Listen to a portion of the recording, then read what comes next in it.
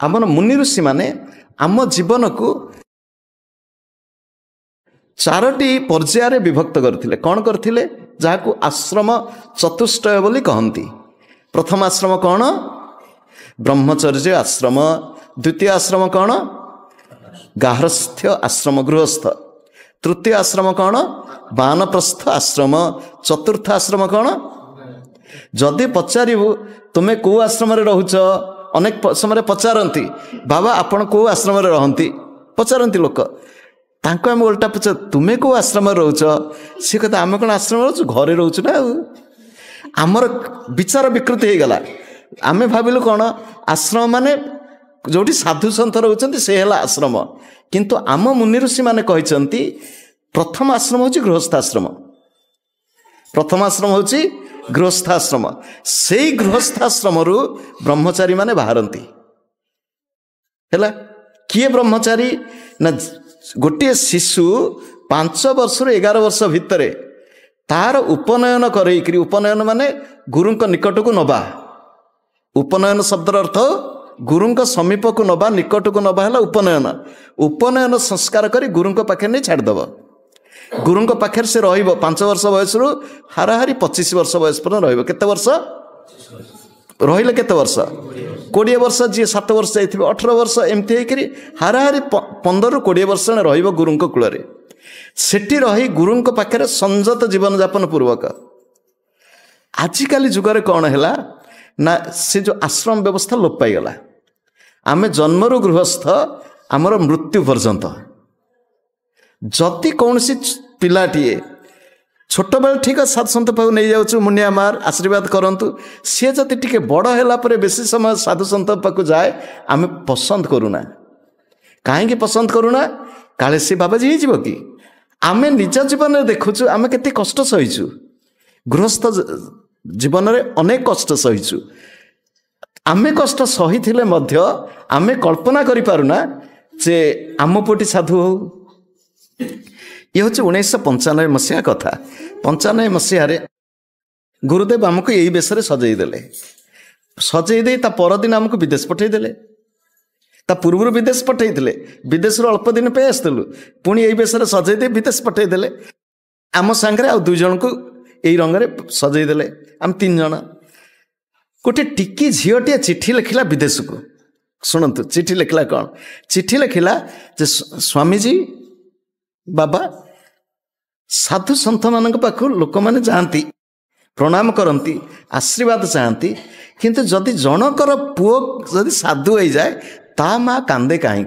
से साधु पाख जाती, मुंडिया मारती। अन्य पुओ साधु हो जाऊ किसी असुविधा नहीं, निज पुओ साधु होगा चाहती। जहा हो निज जीवन को संयत करी 20-25 वर्ष पर्यंत रखी परवर्ती अवस्था गृहस्थ हुआ। गृहस्थ केते दिन हब? गृहस्थ केते दिन हब? शास्त्र कहला गृहस्थ निज पुओटी बड़ हब बाहा करईदब। पुत्र निवेशी पत्नी पासे, अर्थात पुओटी बाहा करदेल तापर कहब पुओ तोर संसार टी कर, एबे मु चलिली। बुझी ना नहीं? अर्थात निजक 50 रु 55। कई साधु कहती आमर जो संख्या गणन 51 50 पर 51, अर्थात जितेबाला 50 पूरी गला एका एका वन को चल 52 54 55 आ जदि नगल 58 पर्यंत ताहले तमे किए ना? तमे हो 60 अर्थात ठक 59 हिंदी कहती 59 59 60 61 60 हो ठक हो ठकीदेल। ये जो वानप्रस्थ जो जीवन, वानप्रस्थ जीवन जोड़िए निज साधना कर 25 वर्ष काल पाठ बयस पर्यटन पाठ पढ़ीच, अध्ययन कर, जड़े डाक्तर, जड़े इंजीनियर, बाकी 25 वर्ष पर्यंत तुम्हें समाज रे काम करिच। तुमर जो अनुभूति तुम्हें गृहस्थ भी होइच, तुमर जी अनुभूति तुमर जी ज्ञान ताकू समाज को बांट। बांट माने कौन? कौन सी आशा न रखिरी 25 वर्ष समाज रे काम करिच, डाक्तर होइच, काम करछ, किंतु किछि নহলে ତ ଚଳିବନି, ନେଇଛ କିଛି, କିନ୍ତୁ ତା ପରଠୁ ତୁମେ ଅର୍ଥାତ୍ ତୁମେ ଯାଇକରି ପଢ଼ାଅ 50-51 ବର୍ଷ ବୟସରେ, ସେ କହିଲେ ଠିକ୍ ଅଛି ମୁଁ ଯେତିକି କରିବା କଥା କରିଦେଲି, ଏଣିକି ମୁଁ ପଢ଼େଇବି। ଜଣେ ଡାକ୍ତର ଯାଇ ପିଲାଙ୍କୁ ପଢ଼େଇବ, ଡାକ୍ତରୀ ପଢ଼େଇବ, ମାଗଣାରେ ପଢ଼େଇବ, ତାର ଅନୁଭୂତି ଅଛି। ସେଠି ଆଉ ପଇସା ପତ୍ର, ତାହେଲେ ଆମ ଶିକ୍ଷା ବ୍ୟବସ୍ଥା କେମିତି ହେଇଯିବ?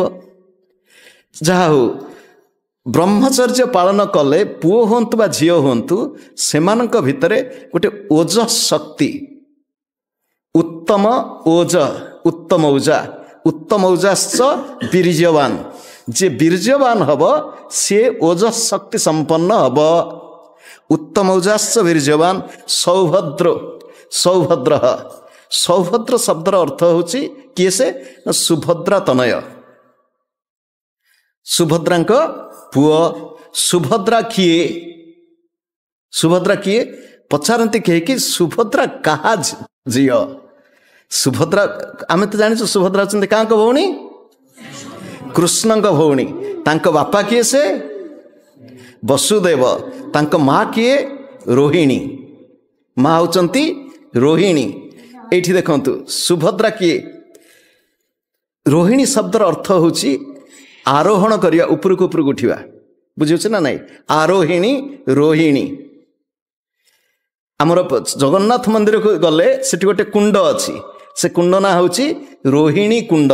ଜାଣିଛନ୍ତି? ଜାଣିନାହାନ୍ତି? ମୁକ୍ତି ମଣ୍ଡପ, ମୁକ୍ତି ମଣ୍ଡପ ପରେ ବିମଳାଙ୍କ ମନ୍ଦିର ଗଲାବେଳକୁ ମଝିରେ ଯେଉଁ କୁଣ୍ଡଟି ରୋହିଣୀ କୁଣ୍ଡ। ବର୍ତ୍ତମାନ ସେ କୁଣ୍ଡ ଏ ଯୁଗରେ ଜଗନ୍ନାଥ ମନ୍ଦିର ସତ୍ୟଯୁଗ, ସତ୍ୟଯୁଗରେ ବର୍ତ୍ତମାନ ଯେଉଁ ଦୃଶ୍ୟ ଆମେ ଦେଖୁଛୁ ସେ ଦୃଶ୍ୟଠୁ ଭିନ୍ନ। ରୋହିଣୀ କୁଣ୍ଡ ଏମିତିଆ ଗୋଟେ ଏଡ଼ିଟିଏ ନଥିଲା। ଯମ ଆସିଛନ୍ତି, ଦେଖୁଛନ୍ତି ମର୍ତ୍ତ୍ୟ ଲୋକରେ, ମର୍ତ୍ତ୍ୟ ଲୋକ ମାନେ ମୃତ୍ୟୁ ଲୋକ, ସେଠି ସେ ଦେଖୁଛନ୍ତି ମାଧବଙ୍କୁ ଦର୍ଶନ କରୁଛନ୍ତି। ମାଧବଙ୍କ ପାଖରେ ସ୍ୱୟଂ ମହାଲକ୍ଷ୍ମୀ ବିରାଜିତା। ଗୋଟେ କାଉଟିଏ ଆସିଲା ପଡ଼ିଲା କୁଣ୍ଡରେ, ଚତୁର୍ଭୁଜ ନାରାୟଣଙ୍କର ରୂପ ଧାରଣ କରିକିରି ଧାମକୁ ଗଲେ। ଯମ ଦେଖିକିରି କହିଲେ ଇଏ କ'ଣ? ଗୋଟେ ସାର କାଉ, କାଉଟିଏ। ଏଠି ସାରୂପ୍ୟ ମୁକ୍ତି, ସାରୂପ୍ୟ ମୁକ୍ତି ଅର୍ଥାତ୍ ଭଗବାନଙ୍କର ଯେଉଁ ରୂପ ସେଇ ରୂପକୁ ଗ୍ରହଣ କରି ସେ ମୁକ୍ତ ହେଇଗଲା। କେମିତି ହେଇଗଲା? ସିଏ ଯେତେବେଳେ ଆଶ୍ଚର୍ଯ୍ୟ ହେଇ ଭଗବାନଙ୍କୁ ପଚାରିବାକୁ ଯାଉଛନ୍ତି, ଭଗବାନ ଚାହିଁ ଯାଉଥିଲେ ଲକ୍ଷ୍ମୀଙ୍କୁ, କହୁଛନ୍ତି ତମେ ବୁଝେଇ ଦେଉନ କେମିତି ହେଇଗଲା? ଧର୍ମ ଏଠି ଯେଉଁ ଏ କ୍ଷେତ୍ରରେ ତୁମ ପ୍ରାଦୁର୍ଭାବ ଚଳିବ ନାହିଁ, ଇଏ ତୁମ ପ୍ରଭାବର ମୁକ୍ତ ଅଞ୍ଚଳ। ଯାହା ହଉ ରୋହିଣୀ ଶବ୍ଦର ଅର୍ଥ ହେଲା ଯିଏ ଆମକୁ ଆରୋହଣ କରିବାରେ ସାହାଯ୍ୟ କରନ୍ତି। ଆପଣ ଭାବନ୍ତୁ ଗୃହସ୍ଥ ଜୀବନ ଖରାପ ନୁହଁ, ଗୃହସ୍ଥ ଜୀବନ ସାଧନା ପାଇଁ ଅତି ଅନୁକୂଳ। ଯିଏ ଭାବନ୍ତି ଗୃହସ୍ଥ ଜୀବନ ଆମେ ଏତେ ଝାମେଲା ଭିତରେ ଅଛୁ, ସାଧନା କରିବ କେମିତି, ଇଏ ପ୍ରକୃତରେ ତାହା ସତ୍ୟ ନୁହେଁ। ଏଠି ହେଉଛି ଆମେ କ'ଣ ଅଧିକ ଭାବରେ ଆସକ୍ତ ହୋଇପଡ଼ୁ, ଅଧିକ ଆଶାରେ ବିଜଡ଼ିତ ହୋଇପଡ଼ୁ, ଆମ ଜୀବନ ଦୁଃଖମୟ ହୁଏ। ଯଦି ଆମ ଜୀବନକୁ ଟିକେ ଟିକେ ସରଳ କରିଦେଇପାରିବା, ଆମ ଜୀବନ ଗୃହସ୍ଥ ଜୀବନ ଖୁବ୍ ଭଲ। ପତ୍ନୀ କେମିତି ହେବେ ନା ଯିଏ ଆମକୁ ଉପରକୁ ଉଠିବା ପାଇଁ ସାହାଯ୍ୟ କରିବେ। ଉପରକୁ ଉଠିବା ଅର୍ଥ ନୁହଁ 2 ମହଲା ପରେ 3 ମହଲା। ଉପରକୁ ଉଠିବା ଅର୍ଥ ହେଉଛି ମୋ ଭିତରେ ଥିବା ଦୁର୍ଗୁଣକୁ, କାହିଁକିନା ସ୍ୱାମୀ ଭିତରେ କେଉଁ ଦୁର୍ଗୁଣ ଅଛି କାହାକୁ ଜଣା? ସ୍ତ୍ରୀଙ୍କୁ ଜଣା। ସ୍ତ୍ରୀଙ୍କ ଭିତରେ ଯଦି କିଛି ଦୋଷ ତ୍ରୁଟି ଅଛି କାହାକୁ ଜଣା? ସ୍ୱାମୀକି ଜଣା। ପରସ୍ପରକୁ ସହଯୋଗ କରି ସାଧନ ପଥରେ, ଜୀବନର ପ୍ରଗତି ପଥରେ ଆଗେଇ ନେବାକୁ ଯେ ସାହାଯ୍ୟ କରନ୍ତି ସେ ହେଉଛନ୍ତି ଧର୍ମପତ୍ନୀ। ବସୁଦେବ ଆଉ ରୋହିଣୀଙ୍କର କନ୍ୟା ହେଉଛନ୍ତି ସୁଭଦ୍ରା। ସୁଭଦ୍ରା ବିବାହ କରିଥିଲେ କାହାଙ୍କୁ? ଅର୍ଜୁନଙ୍କୁ। ତାଙ୍କର ଗୋଟିଏ ପୁଅ ହୋଇଥିଲେ, ତାଙ୍କ ପୁଅଙ୍କ ନାଁ ହେଉଛି କ'ଣ? ଅଭିମନ୍ୟୁ। ମନ୍ୟୁ ଶବ୍ଦର ଅର୍ଥ ପୂର୍ବରୁ ଆମେ କହିଦେଇ ସାରିଛୁ। ମନ୍ୟୁ ଶବ୍ଦର ଅର୍ଥ କ'ଣ? କ୍ରୋଧ। ଏଇଠି ଯେତେବେଳେ ମନ୍ୟୁ ଶବ୍ଦ କହୁଛୁ ନା, ମହାଭାରତର ଆରମ୍ଭରେ କେତୋଟି ଶ୍ଲୋକ ଅଛି, ଯେତେବେଳେ ମଙ୍ଗଳାଚରଣ ପରେ ପରେ 2ଟି ଗଛର ବର୍ଣ୍ଣନା କରାହେଇଛି ହେଲା। 2ଟି ଗଛର ବର୍ଣ୍ଣନା କରାହେଇଛି ମହାଭାରତରେ।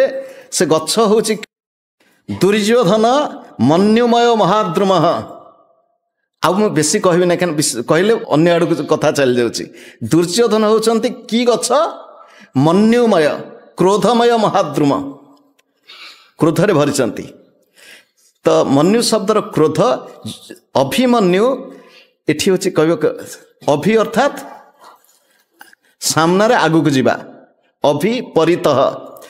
ତ तो अभिशब्दर पाखु पाखु जीव क्रोध पाखु जीव एठी होची अभिमन्यु सात्विक क्रोधर अभिमन्यु होचंती सात्विक क्रोध कहबो सात्विक क्रोध कौन तामसिक क्रोध से क्रोध केबे लिभिब नाही क्रोध होची निया से निया केबे लिभिब नाही होची तामसिक क्रोध राजसिक क्रोध बहुत समय धरि रहिबो हमर कुहा जे ऋषि माने होचंती क्षणकोपी क्षणकोपी भल शब्द कोप क्षणक पई आसीबो अनुशासन दृष्टि तापर शांत बुझिछ ना नहीं ये क्षणकोपी ता अर्थ न संगे से फड़के रागिले टिके टिके कथारे क्षणकोपी शब्दर अर्थ होची जहांक भितर क्रोध क्षणक पई रहे सात्विक क्रोध होची क्षणस्थायी क्रोध से क्रोध किमितिका क्रोध ना क्रोध होची रामकृष्ण परमहंस कहले रागिब कि नाही से कहते रागिब से कहते कामुड़ब नहीं फँ फँ हम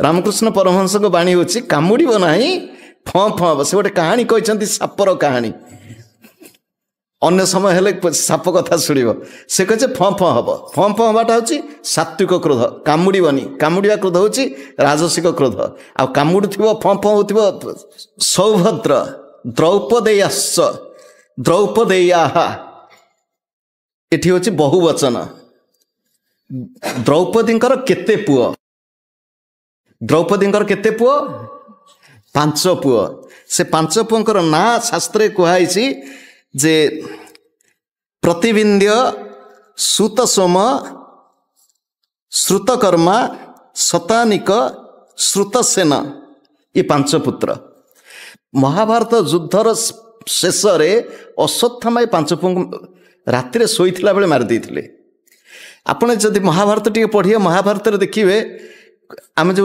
कहूँ कौरव मानकर जो सैन्य से होती दुर्गुणर प्रतीक कौरव माने दुर्गुण कौरव मान सैन्य मध्य दुर्गुण पांडव माने सद्गुण पांडव मानकर सैन्य माने होती सद्गुण आपन कभी सद्गुण पुणी युद्ध मल्ले केमिति 5 पुत्र जदि पांडव मान पुत्र से मल्ले केमिति अभिमन्यु मल्ले केमिति जहाँकर बापा होचंती अर्जुन जहाँकर मामू होचंती कृष्ण से युद्ध भी जाउचंती साधन जगत रे आम अनेक गुड़िए पालन करूँ जो गुड़ाक धीरे धीरे छाड़ा पड़े जिते उपरक उपरक उठब अनेक जो गुड़िक प्राथमिक अवस्था सहायक परवर्ती अवस्था छाड़ू जमती प्राथमिक अवस्था सात्विक क्रोध सहायक अंतिम अवस्था क्रोध नहीं बुझीगला ये 5 जन होचंती कौन साधन जनित तृप्ति अनेक समय कौन हुए हाँ मोर हो गला हेई तो जाऊँगी साधना कला बेले अनेक समय तृप्ति आसे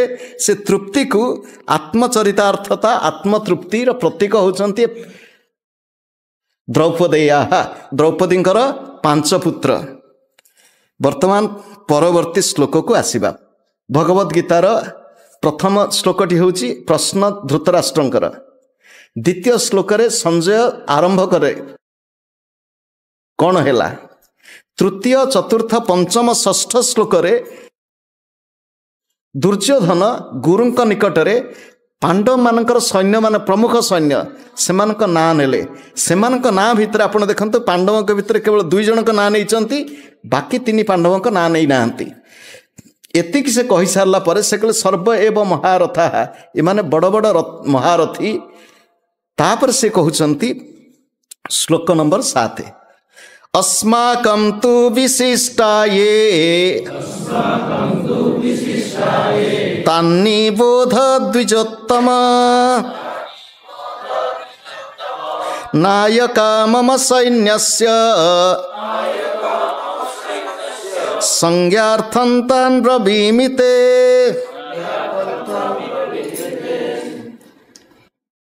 कहीगल तो तांको पटर एबे गुरुदेव आम पटरे सब किए किए अछंती तांको कथा मु कहूची से कहउचंती कौन अस्माकं तु विशिष्टाये आम मानकर जो माने विशिष्ट प्रमुख तान् निबोध द्विजोत्तम हे द्विजोत्तम द्विजगणक मध्य उत्तम सेमानंको जानिबा पाई तान् निबोध नायका मम सैन्यस्य ମୋ ସୈନ୍ୟ ମାନଙ୍କର ଯେଉଁମାନେ ନାୟକ ଅଛନ୍ତି, ଅଧିନାୟକ, ସେନାପତି, ସଂଜ୍ଞାର୍ଥନ୍ ତାନ୍ ବ୍ରବୀମିତେ, ସେମାନଙ୍କୁ ଆଉ ଟିକେ ଭଲ କରି ଜାଣିବା ପାଇଁ ମୁଁ କହୁଛି। ଏ ଶ୍ଲୋକରେ କେତୋଟି କଥା ଟିକେ ବୁଝିଯିବା ଟିକେ ଗଭୀରତାର ପୂର୍ବକ।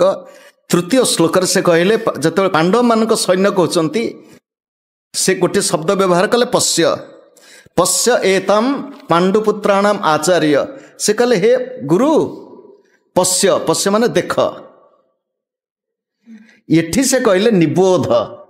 ନିବୋଧ ଅର୍ଥାତ୍ ବୁଝ। ତାଙ୍କ ସୈନ୍ୟକୁ ଦେଖ, ଆମ ସୈନ୍ୟକୁ ବୁଝ। ଆ ଭିତରେ ତଫାତ୍ କ'ଣ ରହିଗଲା? ଦେଖ ଆଉ ବୁଝ ଭିତରେ ତଫାତ୍ କ'ଣ ଅଛି? ବୁଝିହେଉଛି ନା ନାହିଁ? ନିଜ ସୈନ୍ୟ ଉପରେ ଭରସା ନାହିଁ। ଯଦି ଭରସା ଥାନ୍ତା ଏମାନେ କ'ଣ ସେ ବୁଝିନାହାନ୍ତି? ନା ତମେ ବୁଝିନ, ନା ତମ ଗୁରୁ ବୁଝିନାହାନ୍ତି? ଦୁର୍ଯ୍ୟୋଧନ ବଡ଼ ବିଚିତ୍ର ଚରିତ୍ର। ଆମେ ପୂର୍ବରୁ ଆଲୋଚନା କରିଛେ, ଦୁର୍ଯ୍ୟୋଧନ ଭିତରେ ଭୟ ଅଛି। ଆଉ ଭୟ ଅଛି ବୋଲି ସେ ଆସିଛନ୍ତି। ଦେଖନ୍ତୁ, ମହାଭାରତ ଯଦି ଅଧ୍ୟୟନ କରିବେ, ମହାଭାରତରେ ଯୁଧିଷ୍ଠିର ଯାଇଛନ୍ତି ଗୁରୁଙ୍କ ପାଖକୁ। ମହାଭାରତ ଯୁଦ୍ଧ ଆରମ୍ଭ ହେବା ପୂର୍ବରୁ ଯୁଧିଷ୍ଠିର ମୁକୁଟ ରଖିଦେଇ ରଥ ଉପରେ ଚାଲି ଚାଲିକା ଗଲେ କେଉଁମାନଙ୍କ ପାଖକୁ? କୌରବ ପକ୍ଷକୁ। ଯାଇକିରି ପିତାମହ ଭୀଷ୍ମ, ଆଚାର୍ଯ୍ୟ ଦ୍ରୋଣ, କୃପ, ମାତୁଳାନ, ଶକୁନି ଏବଂ ଶଲ୍ୟ, ଏମାନଙ୍କୁ ସେ ପ୍ରଣାମ କଲେ। ସେ ଆସିବା ଯାଉଛନ୍ତି ଯେତେବେଳେ ଦୁର୍ଯ୍ୟୋଧନ ଅନେଇ ଦେଇ ଭାବିଲା, କହିଲା ରେ ହେଇ ଡରିଗଲା ଆଉ। ବ୍ୟଙ୍ଗ କରିବା ଆରମ୍ଭ କରିଛନ୍ତି, କାପୁରୁଷ। ଇଏ ଯାଇକରି କ'ଣ କଲେ? ପାଦ ଛୁଇଁକରି ପ୍ରଣାମ କଲେ, କଥା କହିନାହାନ୍ତି, ଆଶୀର୍ବାଦ ଭିକ୍ଷା କଲେ। କିନ୍ତୁ ଦୁର୍ଯ୍ୟୋଧନ ନିଜ ଗୁରୁଙ୍କ ପାଖକୁ ଯାଇ ଆଶୀର୍ବାଦ ଭିକ୍ଷା କରିବା ତ ଦୂରର କଥା, ସେ ପ୍ରଥମେ କହିଲେ ସେମାନଙ୍କୁ ଦେଖ, ଆମ ଲୋକଙ୍କୁ ବୁଝ। अस्माकं तु विशिष्टाये तान् निबोध द्विजोत्तम। द्विज शब्दर अर्थ कौन? द्विज शब्दर अर्थ जी दिथर जन्म निये, जी दिथर जन्म निये। द्विज शब्दर अर्थ पक्षी, द्विज शब्दर अर्थ पक्षी, द्विज शब्दर अर्थ साप, द्विज शब्दर अर्थ हाथी, द्विज शब्दर अर्थ दांत। दिथर दिथर जन्म नहीं चढ़ई प्रथमे मातृ ये जन्म नहीं केमती अंडा, परवर्ती समय से अंडार पुणी छुआ होकर जन्म हुए। सापर सैया, हाथी जन्म हुए गोटे पिंडुला भली जन्म। पिंडुला में हाथी थाए ता भितर, तार जो संस्कृत रे लोएन से फूल सहित आवृत होकर जन्म हुए। किछ समय पर सेटा वायुमंडल ताप सहित संस्पर्श फाटी जाए, हाथी छुआ ठिया जाए, बाहरी पड़े से हाथी। तेणु से पूरा पूरी छुआ होकर जन्म होनी मातृगर्भर बोली हाथी को मध्य कहती द्विज। ये तो दांत को कहती द्विज। दिथर, थरे पड़ा पुणी थरे उठिला। तो एठी द्विज किए से ना जहाँकर दुई थर जन्म हुए। कांकर दिथर जन्म होइछि? संस्कारात द्विज उच्यते। जार संस्कार हुए से द्विज, बुझेला? जार संस्कार हुए, जन्मना जायते शूद्रः संस्कारात द्विज उच्यते। वेदाभ्यासात भवेत विप्रः ब्रह्म जानाति ब्राह्मणः। तेणु ब्राह्मण नुह, जार संस्कार है। आम जन्म हल मातृगर्भर, आम जो संस्कारित होचु आम गोटे नुआ मनीष हो जाऊँ। बुझीगला? रत्नाकर संस्कारित हो गले वाल्मीकि हो गले। बुझेगा ना नहीं? रत्नाकर संस्कारित हो गले वाल्मीकि हो गले। ये द्विज। आमर साधारणतः सामाजिक चलनी रे प्राचीन काल रे ब्राह्मण, क्षत्रिय, वैश्य आदि समस्तंकर उपनयन संस्कार होतिला। समस्त द्विज, समस्त उपनयन संस्कार होतिला ना नहीं? त्रैवर्णिक उपनयन संस्कार होतिला। क्षत्रिय मानकर मध्य व्रतघर हुए। आजिकल सब उठीगला। बाहाघर दिन, बाहाघर पूर्व दिन पैसा पकई दियंती। गोटे दिन अति कम पैताटा पकई था। आजिकल ब्राह्मण घरे पिला पैता तो पकाउछंती तापर पैता नाही पुलाई पैसा खर्च करके नाटक करके पैसा पैता पकाउछंती तापर पैता नाही। से कहले द्विजोत्तम द्रोण होचंती कौन भगवान द्विजोत्तम शब्दर अर्थ होची संस्कारज बुद्धि संस्कार युक्त बुद्धि होची द्विजोत्तम। तापरे हम वर्तमान परवर्ती श्लोक को आसीबा अष्टम श्लोक से वर्तमान कहउछंती को माने तांको भल करी बुझ किए आम मानकर नायक। अष्टम श्लोक वर्तमान उच्चारण करिबा भवान भीष्मस्य कर्णस्य कृपश्च समितिञ्जयः अश्वत्थामा विकर्णश्च सौमदत्तिस्तथैव च। भवान भवान शब्द अर्थ है आपण सेठी अति कम कहला आपण अति कम तो कहला आपण नल कहता तमे कहले भगवान आपण किए से आपण क्या को कहले द्रोण को। द्रोण मध्य अयोनिज द्रोणकर जन्म अद्भुत। द्रोण मध्य मातृगर्भ जन्म ही नांती। द्रोणी एक पात्र मध्यरु तांकर जन्म होइथिबारु तांको ना हला द्रोण। ये कहानी कहिया को जाउन खाली ता नार अर्थ टे कहि दबु। द्रोण शब्दर अर्थ द्रोण शब्दर अर्थ द्रोण होची काक पक्षी। द्रोण होची पुष्प गोटे फूल अछि द्रोण पुष्प गोटे फूल ना होची द्रोण। आम गुरुदेव कहंती ए द्रोण शब्द द्रोण कहले गुरुदेव कहते काऊ काउर भल गुण अच्छी काउर खराब गुण भी अच्छी। आचार्य द्रोणकर अनेक भल गुण खराब गुण भी अच्छी। काउर दीटा आखि अच्छी काउर से काउ देखिए काउ इमती दुई आखि देखेनी से काउ इमती करके अनाए इमती कर अनेब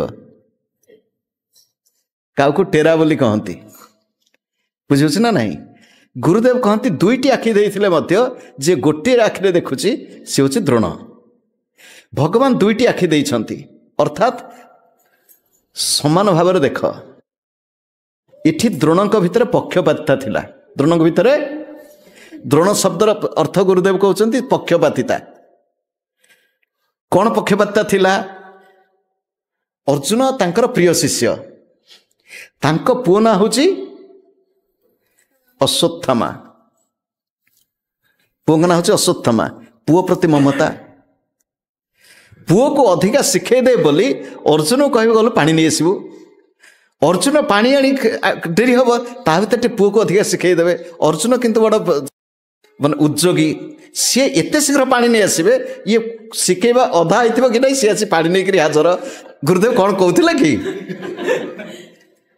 बुझिला ना नहीं ये हेले द्रोण भल पाउच अर्जुन को युद्ध करछ का पाई पक्षपात है निरपेक्ष हेले तुम तो कह ये हूँ न्याय ये हूँ अन्याय अन्याय पथरे मुझे जीविनी। तेणु द्रोण होचंती पक्षपातिता।